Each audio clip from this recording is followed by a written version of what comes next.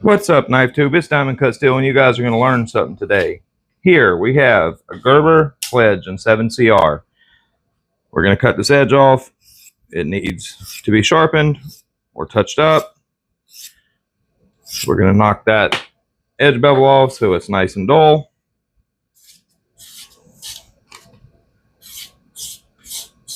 As you can see, it's dull. Simple ceramic rod. Get your angle. Make a few passes to lift up a burr.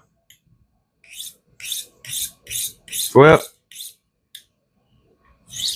Swap the sides of that burr, and now we're going to make some alternating passes.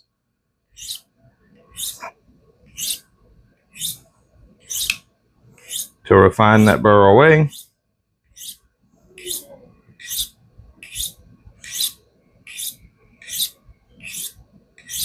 And this is the luxury of these simple alloy steels.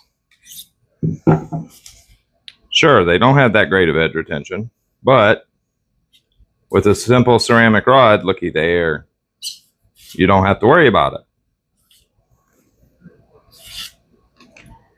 You really don't have to worry about edge retention because 20-30 seconds and you're back to a sharp edge.